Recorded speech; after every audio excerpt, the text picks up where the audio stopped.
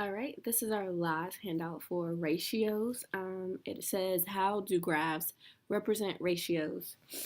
And at the top, you have um, how do graphs represent ratios? And it says ratios can be displayed on a graph slash coordinate plane.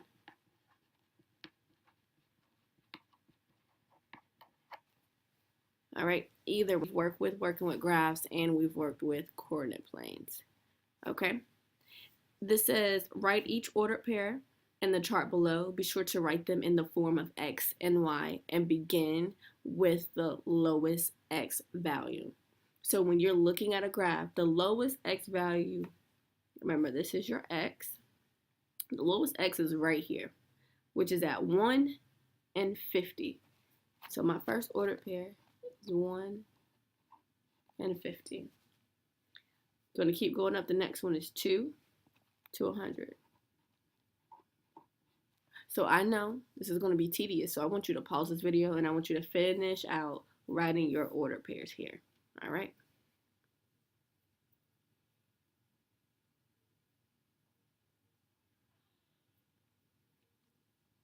All right. So you would have 3 to 150.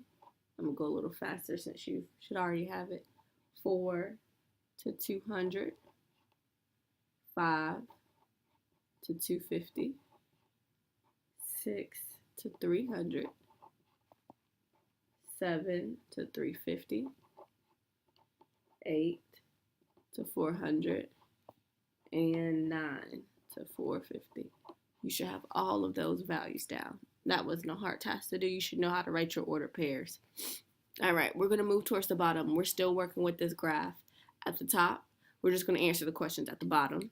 It says, now transfer your ordered pairs into the ratio table. Use the process column to write the equation. So we just did this on our last video where you have H is for hours and M is for miles, right? So what you're doing, the first thing you can do is you can take your ordered pairs that we wrote. You remember the X goes here and the Y goes here. So I'm going to do that first. I'm going to go ahead and write 1 to 50 goes here. Second one was 2 to 100. 3 to 150. You can pause this and go ahead and write them out. 4 to 200. 5 to 250. 6 to 300. 7 to 350. 8 to 400.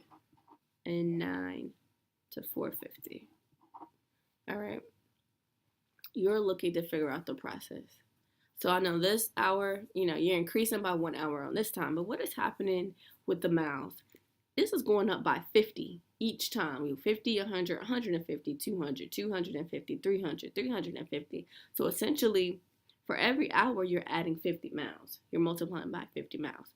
So you have 1, let me write this in a different color for you guys.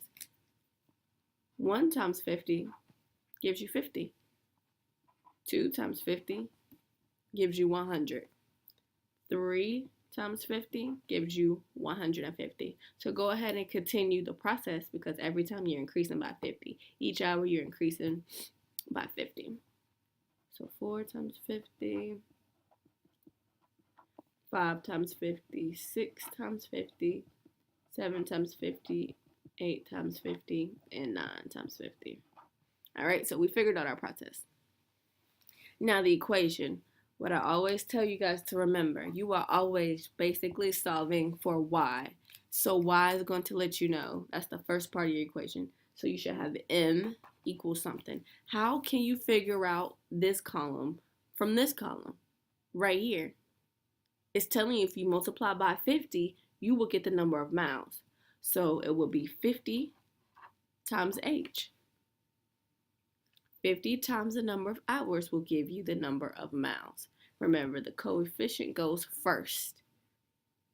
All right? And this bottom part right here says verbal description. So, in essence, every hour, 50 miles are traveled.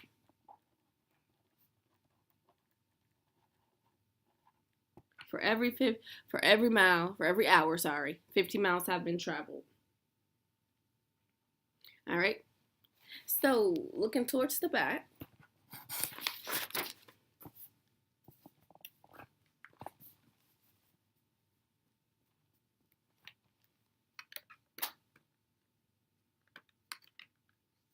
Now these two on the back are kind of different.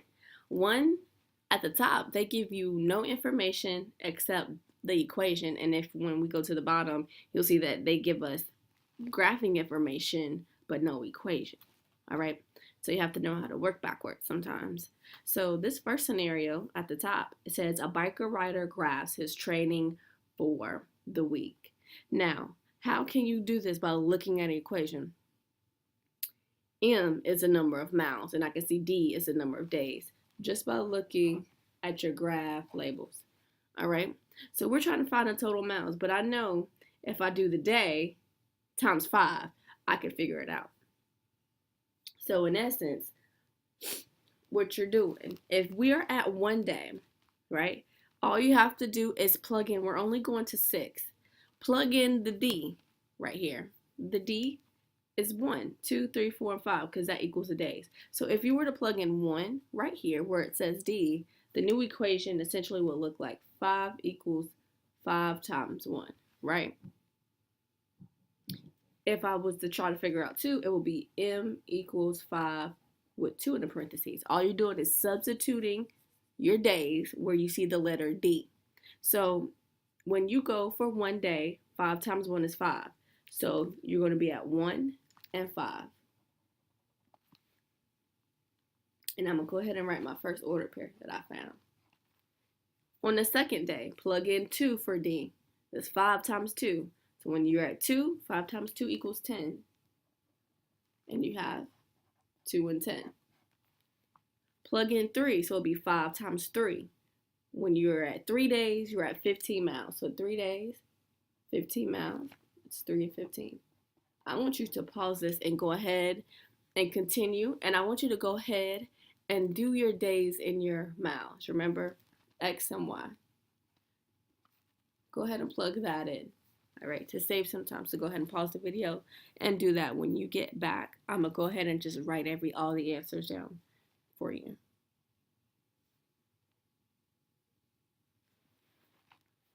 All right, the next one, when you have 4 days, you should have 20, and that's 420. 5 days, you're at 25, because 5 times 5 is 25. When you're at 6 days, it's 5 times 6, that is 30. Right here.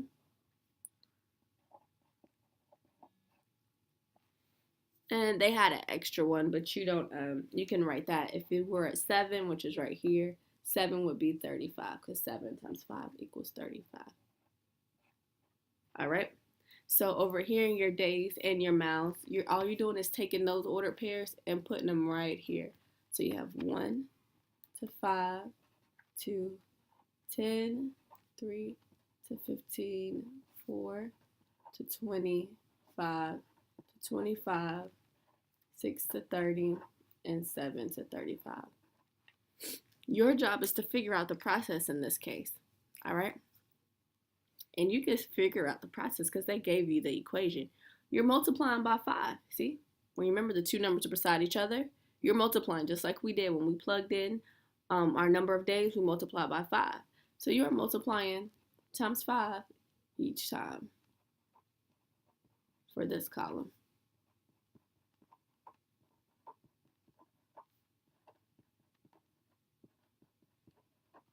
Very simple.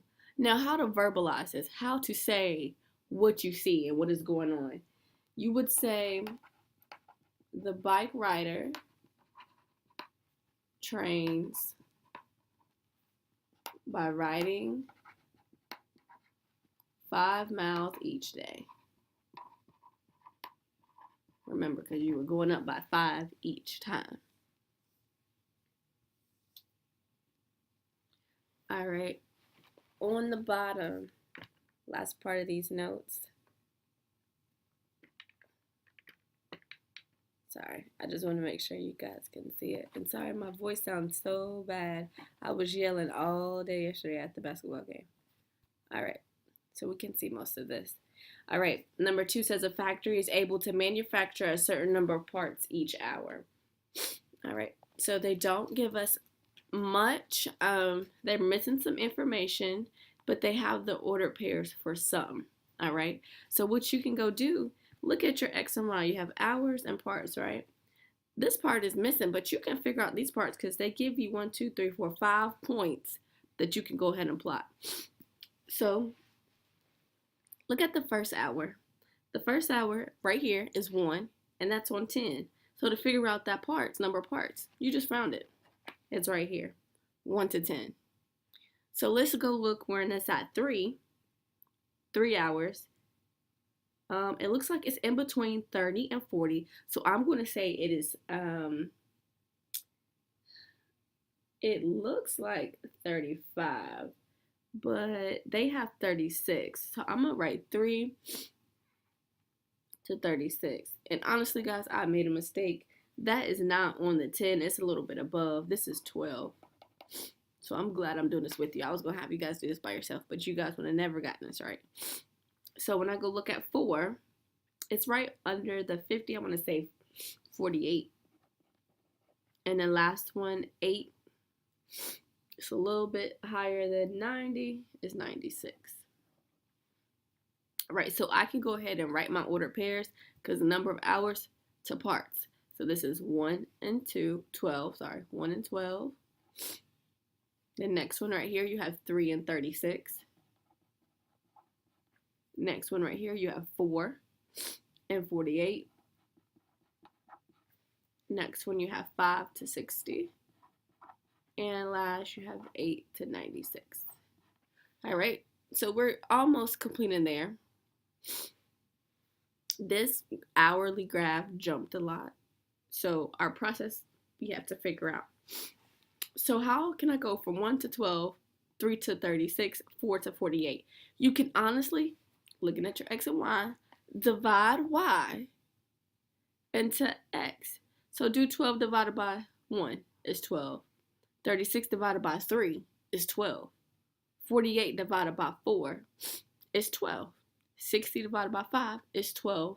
And 96 divided by 8 is 12. So essentially, you're taking the number of hours and multiply that number of hours by 12.